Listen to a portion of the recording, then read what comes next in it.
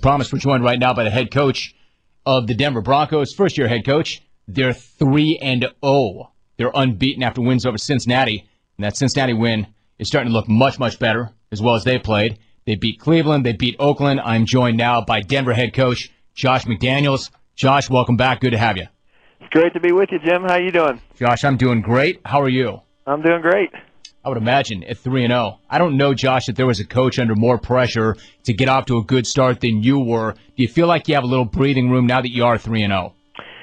I would. We really haven't talked about it that way, or I haven't thought about it that way. We knew that, ultimately we were going to be judged by what we did during the course of the season, and we still got a long way to go. But certainly we're happy to be 3-0, and if that's quieted somebody else outside of our building, we don't really know about it. But we got a great group of guys that are working extremely hard to get better every week, and we're happy with where we're at right now. That's a really interesting line to me, Josh. If that's quieted somebody outside the building, we don't really know about it.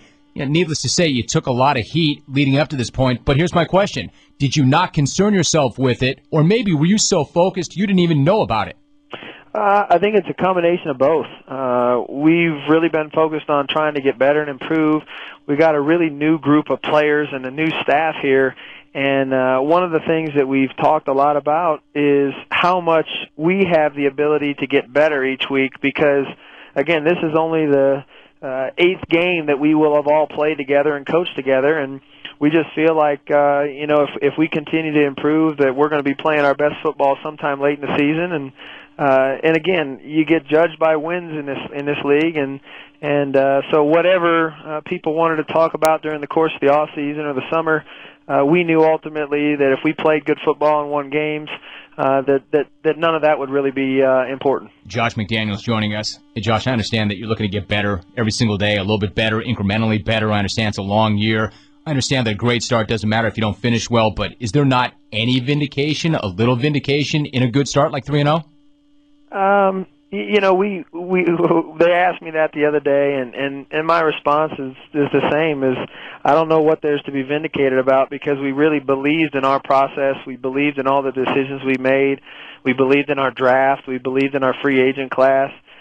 We believed in our system and our coaching staff, and to this point, that's all we've done is we've made true the things that we thought we could do, and if we keep doing that, then our vindication will come at the end of the year. I get that. Let me ask you this then. I'm struck by how resolute you are in your faith. Now, maybe you don't need that for people outside the building, but did you need a quick start for the people inside the building in terms of getting a buy-in from your players? I think our players have always believed in what we're doing.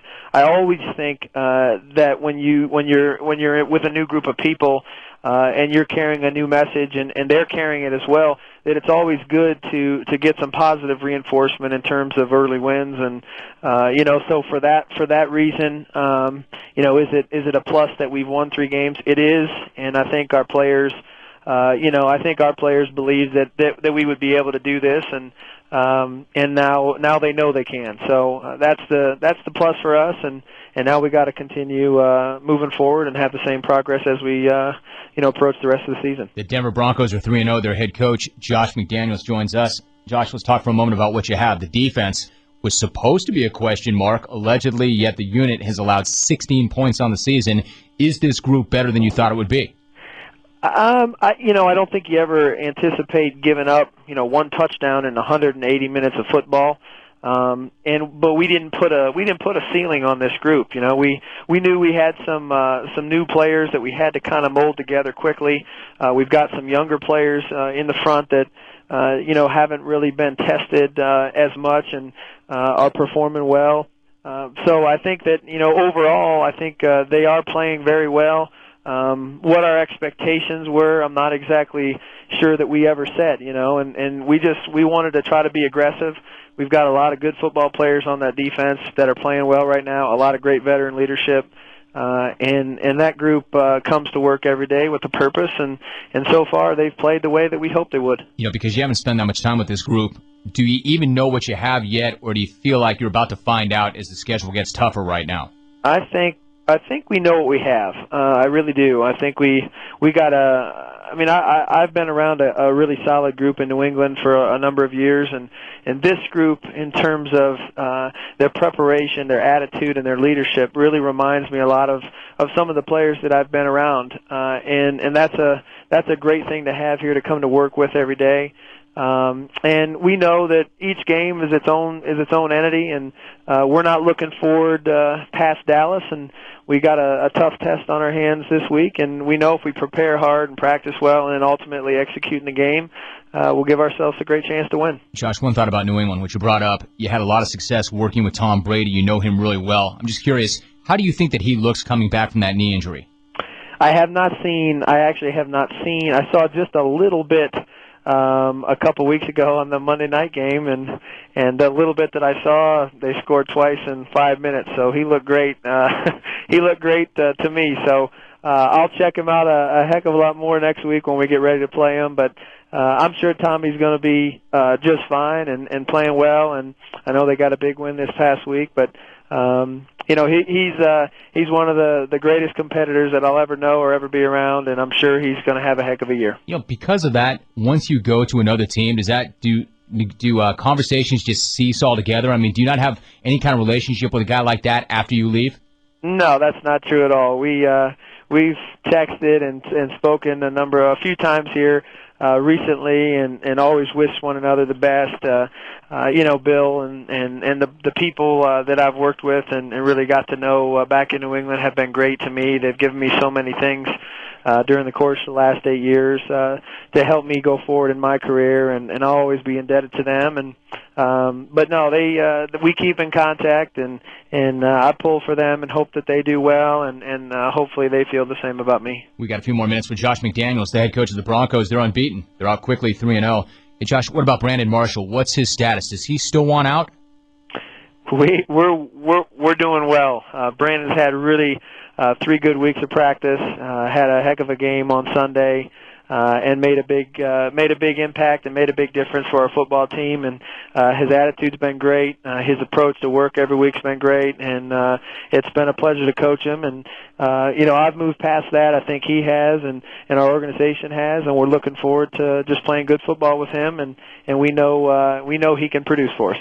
Is he as committed right now as you want him to be? He is. He absolutely is. He played.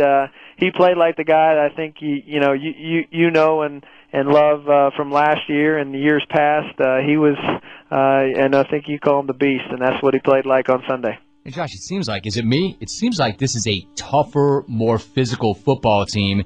Is it more so now than when you first inherited that team? Yeah, I really think it is. The 3-4 defense itself, it requires you to bring in those type of players, and Ron Fields and Andre Davis and Brian Dawkins, and those kind of players that we brought in to be physical people in the front seven, and Doc has really demonstrated great leadership and toughness in the secondary.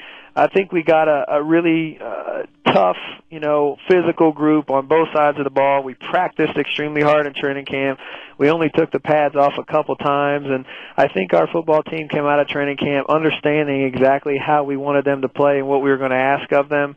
And then they've been able to go out there and produce physical play, in every week that we've played so far. So we feel like we have a chance to win the line of scrimmage each week, and that'll be critical again this week against Dallas. Hey, Josh, one last thing. I had a caller on earlier in the hour, actually last hour, and he said, Rome, I love the show. And he said this because I came off a long vacation. He said, I love the show. I've got your back. There's a lot of haters out there, but, and this is the caller now, the caller said, it always makes me feel good when you interview somebody and that coach or that player comes off the interview and says, I really like the show, Rome. I really respect the show. That made the caller feel better about himself. Now, you and I have talked in the past. When you were an assistant, you used to log some jungle time. My concern is the more success you have as a pro coach or a head coach, the less likely you are to spend time on the program. Have you logged any jungle time at all of late? We do get to log a little jungle time. My jungle time comes off the internet, though.